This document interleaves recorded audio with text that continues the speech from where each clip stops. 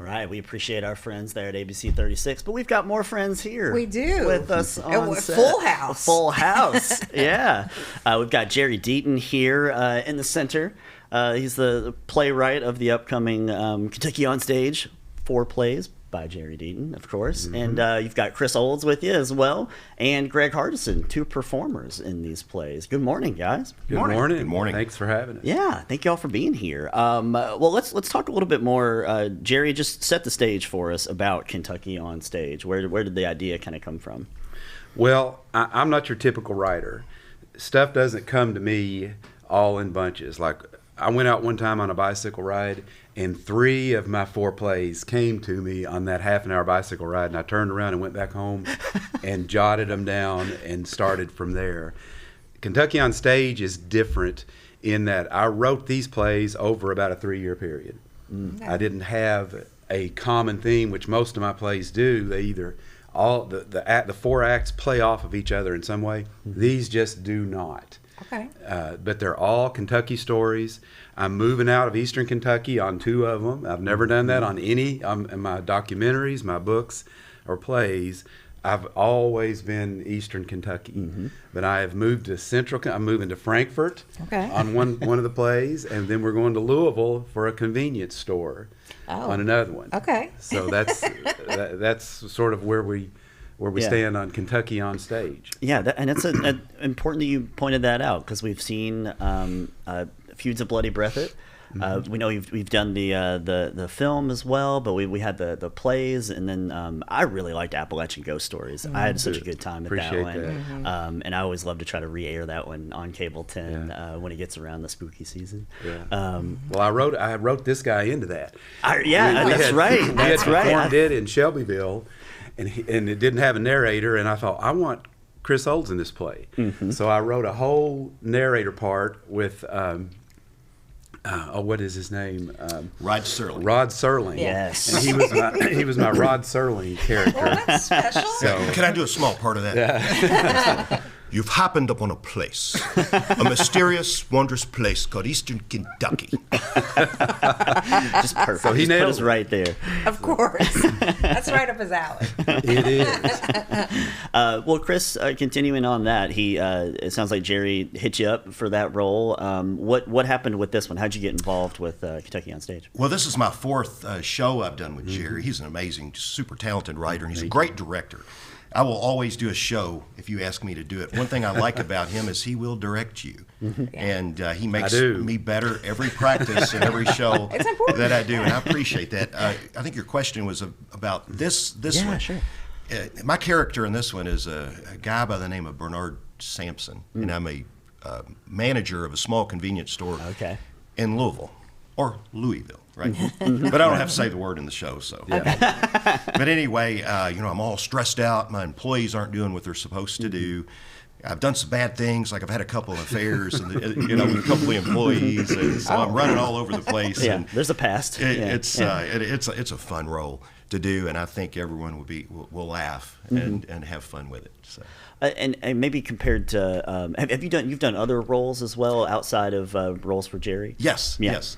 How does it compare to do maybe like more bite-sized, like a you're doing this play, this performance in because we're staging these in different acts, right? There's 4 plays all within one, in this sort of anthology style, I suppose. How does it feel to kind of play a character in maybe a smaller capacity instead of you're playing that one character across a full kind of play? That's a great question. When you're on stage for a long time, I kind of like it better because you get into a rhythm. Yeah. And the longer you're up there, and when it's short and you're on and off, it's tougher. But I love this show, and I love the actors I get to work with. Of course, it's 4 different shows. So in mine, I'm up there with Misty, Judy, and Megan Cook, who are amazing, fabulous. And so it's a smaller group, but I absolutely love this show, and I promise you don't want to miss it. Also performing in the show, got Greg Hardison here. You've taken your Kentucky Historical Society hat off. Only slightly. Only slightly. Yeah. This is a real stretch for me because we're the last play in the group of plays, and approaching my 27th year at the Kentucky Historical Society, and for the first 17 years of that, I wrote and produced short little theater pieces about Kentucky history. So this is home for me. Okay, That's what I did at the Historical Society. But even more of a stretch is my character for this play. I don't think it is. No, that's what I'm leaning into It's the being joke. facetious. Let me set up the joke, Jerry. Come on. So the point is that I'm this strange brother from Danville, Kentucky, who is a huge Kentucky history fan, and he's visiting the Kentucky History Center for the first time. So it's just How did you get into that role? Well, I'll tell you how he got in that role. In the last play, he and Breck Relaford just played off of each other wonderfully. And this play that he is in involves two brothers who argue incessantly over history. And what I did, I don't know that you're not all that mild-mannered, but you're not over the top in everyday life. But I have given this fella right here complete creative control over his character, and he has taken it absolutely to heart. The reins are off, and so he is making his presence known in the Kentucky Historical Society Museum. So method acting. Oh yeah. I love that. We're gonna let Greg cook on this one. Yeah. I like it. And he is. It's a weird meal that I'm making, though. Okay. Yeah, it's probably the weirdest story I've ever written. Oh, excellent. I love that teaser. It's fun. So Jerry, tell us when and where folks can see Chris and Greg and all these other amazing performers in the performances. Well, it's coming up shortly here. We're starting Tech Week tonight at First Presbyterian Church here in Frankfort, 416 Main Street. It's right down across from Liberty Hall. Right at the Very corner of easy to Wilkinson and find. Main. Oh, that's Yeah. good to keep in mind. And they have a Wilkinson. fantastic small theater there. It's everything you need. It's a risen stage. It's got a curtain, sound, lights, seats about 100. So it's just a very intimate. It's perfect for my shows. It's Right. just exactly what we need. Yeah. The show opens up February 27. Then we have 27, 28, March 1st. The shows are at 7 o'clock on the 27th and 28th, 3 o'clock on the 1st. Okay. Following weekend, we do the 6th, 7th, and 8th. Same times, 7 o'clock on the 6th and 7th, and 3 o'clock on the 8th. Okay. So, Nice. and tickets, we weren't able to work out a pre-purchase situation this year. Tickets are all going to be sold at the door, old-fashioned style. Okay. But All we're right. going to take cash, a check, Visa, anything you walk in there with. We might even barter with you. I don't know. If you've got a nice watch, well, Yes. Yeah. But all proceeds, I decided our last play that all the proceeds were going to go to First Presbyterian Church.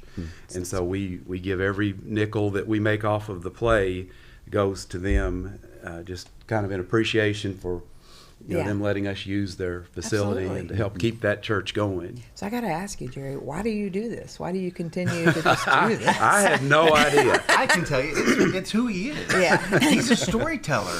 Yeah. You don't have to hang around Jerry long to realize that every story he's writing about, he knows intimately, and he works elements of his own life into every single plays, every single rehearsal. He's like, that really happened to me, and that's why I put it in this script. So it's who he is. Yeah. He's telling the stories that he knows the best, and the way that he knows the best, and I don't think he can avoid telling the story. It's who he is. Yeah. That is kind of true. Thank you. I don't think I could have said it any better. You can pay me later. Okay.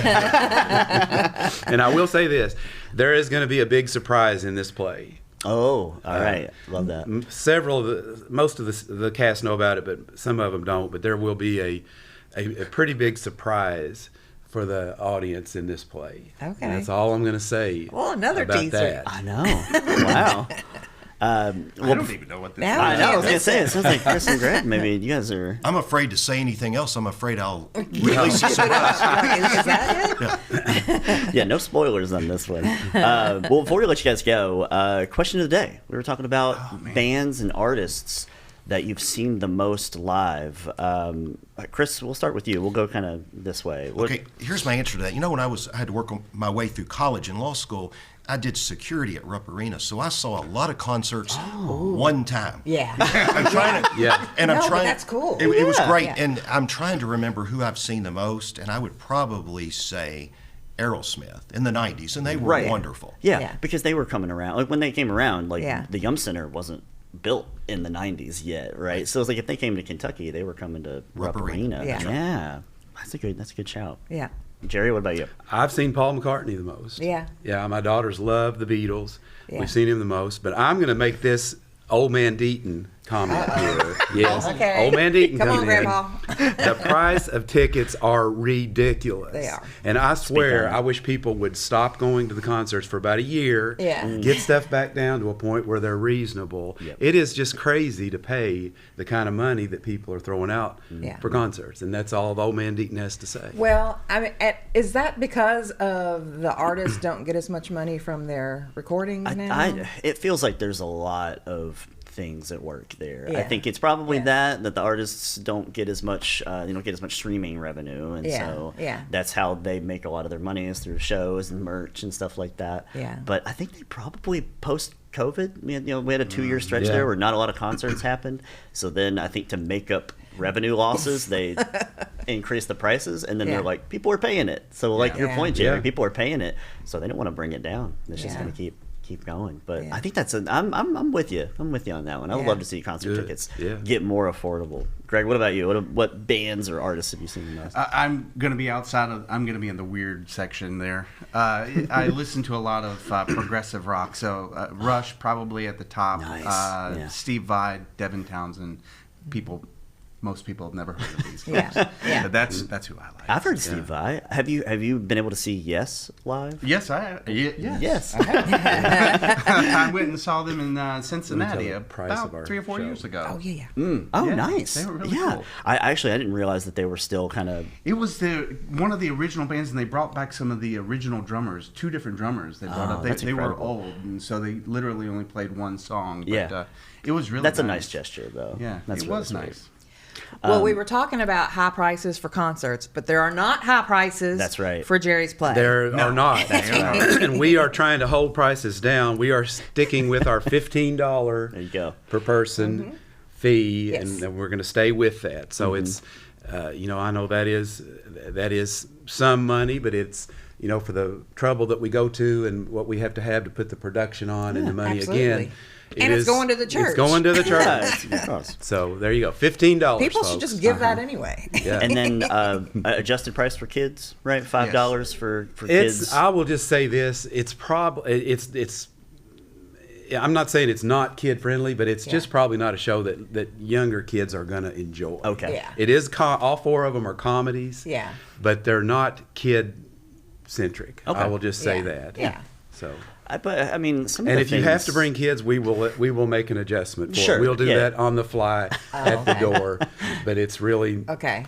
so. But I will Is say it some of the testing? things I feel like I saw as a kid were very informative as I got come on, older. I Like grew even up though with even if it Looney wasn't Tunes. kids programming, it still Yeah. was very very informative for me. Well, and I want kids to be introduced to theater. Sure. It's my daughter is who introduced me to it Yeah. from age 7 or 8, and that's what got me into it. So Yeah. Well, Sounds I think great. if you're going to see something on stage, you just even as a kid, a parent tell your kid, "This is what it is. This is what it This is." is," and I would not encourage making any changes.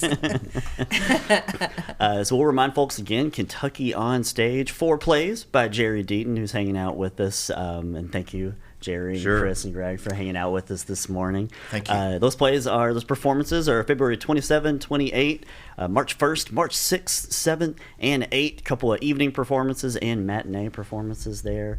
Thank you guys both so much for hanging out with us this morning. And we hope to see you soon, and all the best. Honestly, it sounds like a great performance. looking forward to it. Yeah. All right, break a leg. Thank you. Thank you. All right, we're going to take a quick break, and then we'll come back and we'll check in on those question of the day answers. And we've got a pet of the week as well, and community calendar and more right after this.